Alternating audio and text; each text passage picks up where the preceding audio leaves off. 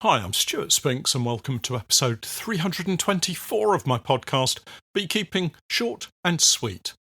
The sun has been shining and we've experienced much warmer weather than we would normally expect at this time of the year. Our bees are out scouring their range in search of food and still bringing back plenty of pollen.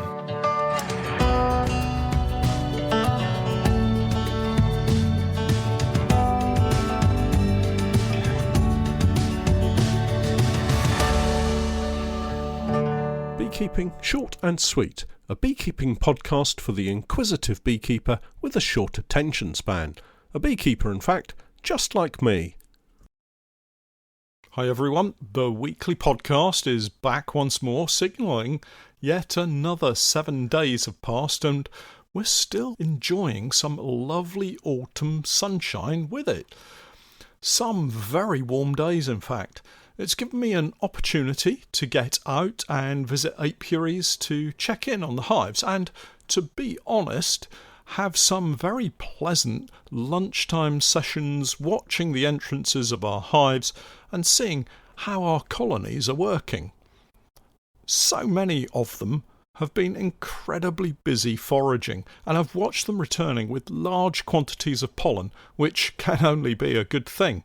It's interesting to see where our bees are heading out to forage now, as most of the traditional natural food sources that they would normally be looking at have all but finished. There are a few late ivy plants still flowering, but for the most part, those are now setting fruit.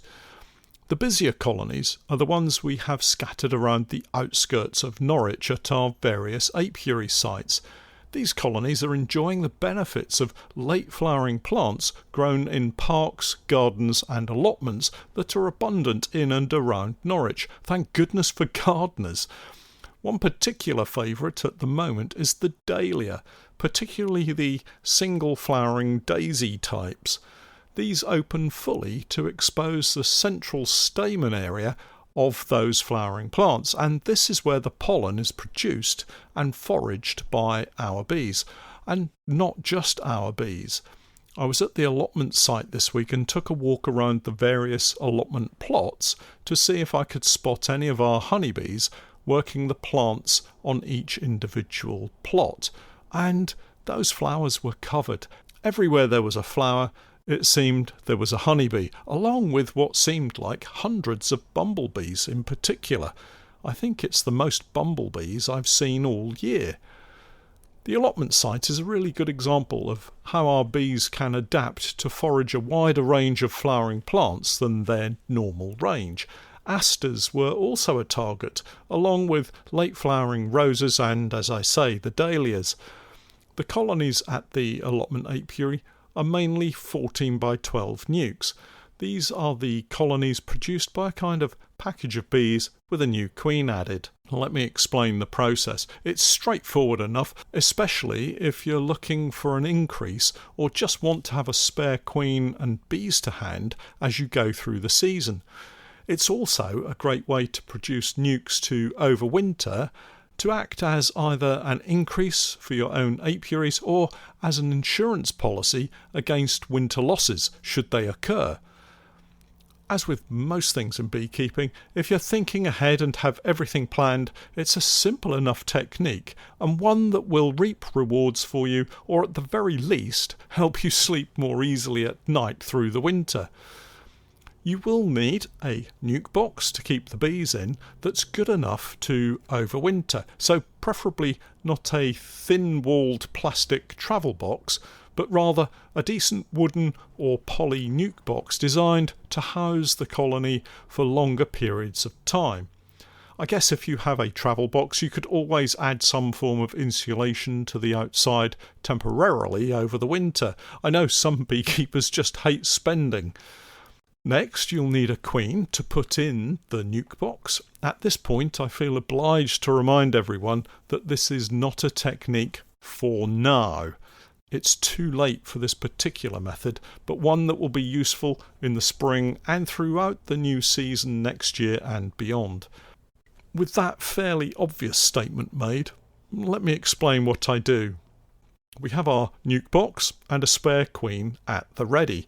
Maybe you've raised your own queen, or maybe you're buying them in. Either way, it needs to be ready and in a cage before you start this process. Find a nice strong colony. Maybe it's one that's trying to swarm in the spring. This is a good way to manage swarming too. If we'd used swarming for the reason in this example, we're basically doing a kind of artificial swarm of sorts, taking the queen and flying bees away from a colony and leaving a queen cell.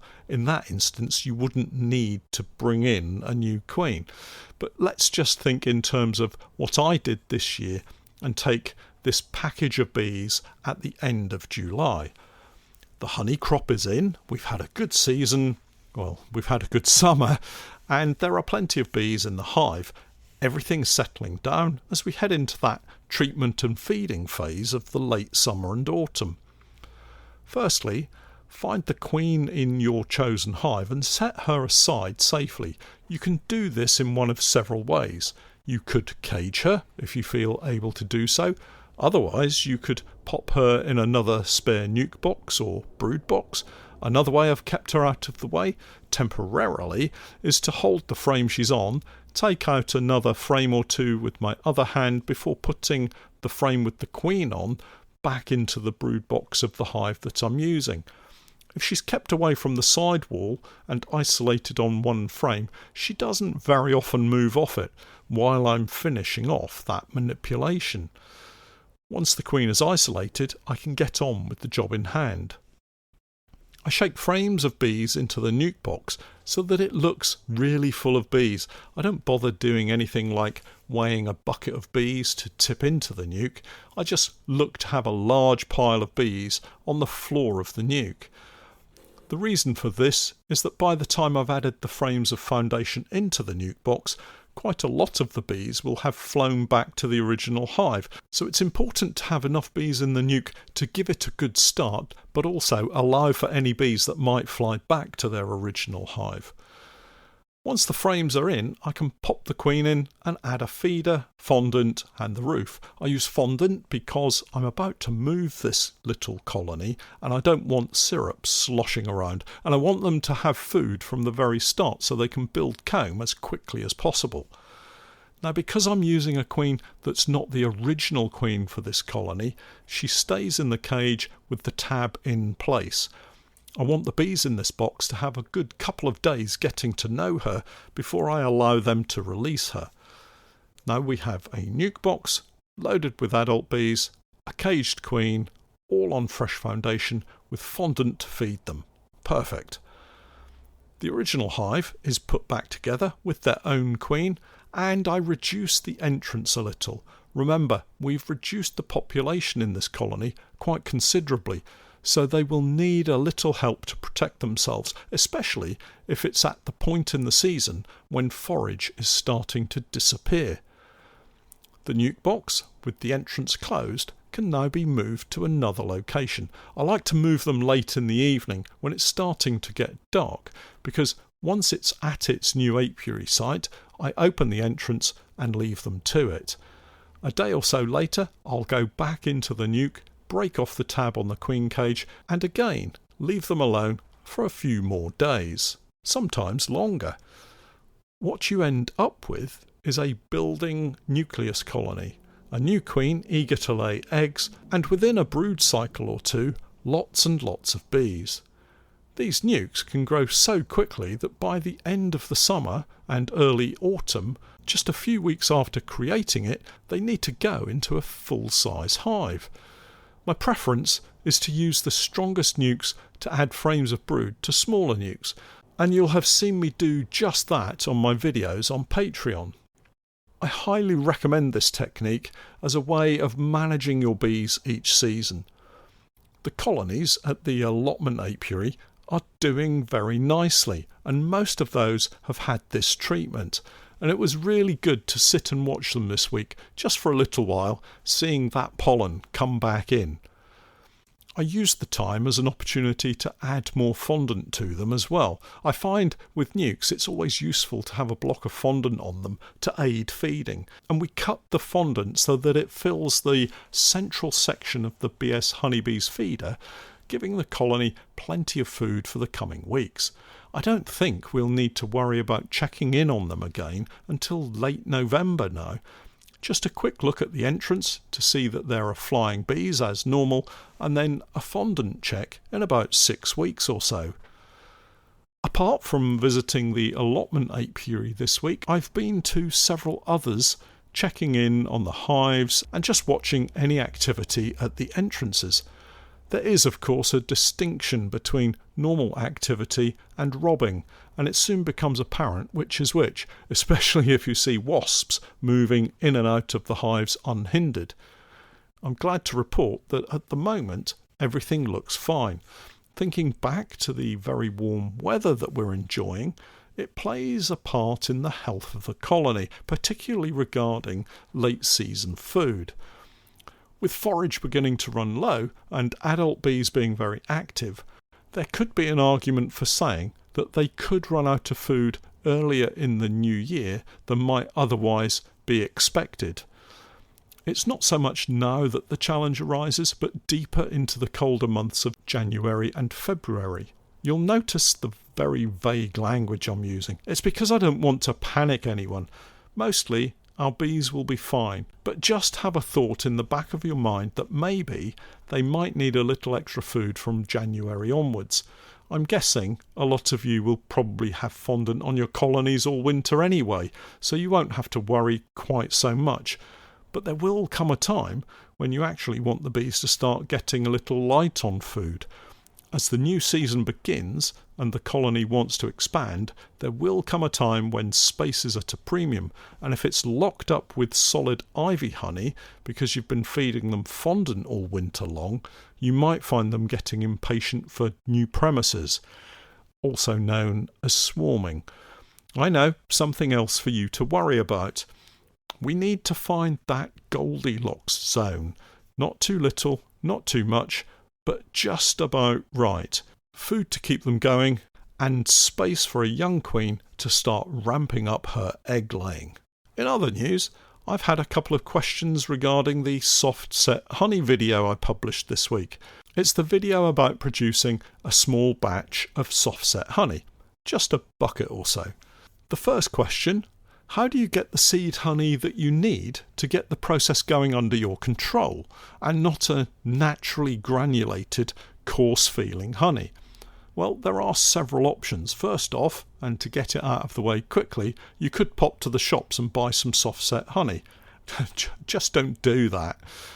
I even had someone ask if the honey at the supermarket was okay to use. I guess we're all adults and you can choose how you want to do this, but personally, if I were going to make some soft-set honey, I would want it to be all my own work and all my own honey. I guess you could buy some soft-set honey from another beekeeper, but just how much effort did they put into making it as creamy and delicious as possible? Or will it turn out to be what some beekeepers call naturally soft-set honey? In other words, runny honey that's simply granulated in the jar. My suggestion would be to find a jar of your own honey, and if it's runny, pop it in the garage and let it set on its own accord. If you have any spring honey, it may well have some oilseed rape honey in it, and will set very quickly anyway. If you have a jar of honey that has partially set, you could pour out the runny honey and just use the granulated honey. Just start with a smaller seed batch and work up from there. Just don't buy it. Where's the fun in that? Oh, of course you'll need a pestle and mortar. Don't use a food blender. Okay, that's the starter batch question out of the way. Next question. Can you use more than 10 or 15% seed honey to start with? Yes, absolutely. It will just set a little quicker than using a lower percentage, so make sure to adjust your timing and keep a watchful eye on the main batch as you mix it each time with your honey creamer or spiral creamer. Another question about the seed preparation. Can you keep it to use on the next batch? Absolutely. It's a bit like a sourdough yeast starter when you're making bread. Keep a little back and you can keep using it each and every time. There comes a point at which you might want to start over again, but we've been using the same starter mix all year. We get the main batch of honey ready to go into the jars, and once we've got through the first 50 to 100 jars, I'll decant a full bucket from our 100 kilo tank to save for the next time. So we have something around 12 to 15 kilos for the next 100 kilo mix. So here's a little bit of simple maths for you. That's around 12 to 15% seed to runny honey for the next time. All we have to do is warm it slightly to soften it, give it a stir, usually with the spiral mixer, and pour it into our liquid honey in the creamer unit. Job done. And the final question is in relation to how long it takes for the honey to set in the jar once it's decanted. Well, if you pop the honey in a cool room, it will set a lot quicker than if it's in a warmer room. Stands to reason, I think. So aim for a room where the temperature is around 10 to 14 degrees Celsius. Thinking back, my grandparents used to keep the spare room at their house unheated, and my grandfather would chit his potatoes in there in the spring. I suspect it was also a way of keeping me in bed when I used to stay over at the weekends. And yes, my grandfather did move the potatoes off the bed for me. I felt very privileged, honestly. Anyway, that kind of unheated room would be ideal. A shed, a garage, or somewhere similar would also work. Our unheated honey room currently serves very well for just this purpose, and at the moment it's about 14.5 degrees in there. Well, that's it for this week. Don't forget to check out my website, www.norfolk-honey.co.uk, and for my latest videos and podcasts with more updates, tips and techniques, it's the same Patreon page, www.patreon.com/Norfolk Honey. And remember, I'm Stewart Spinks, and that was Beekeeping, short and sweet.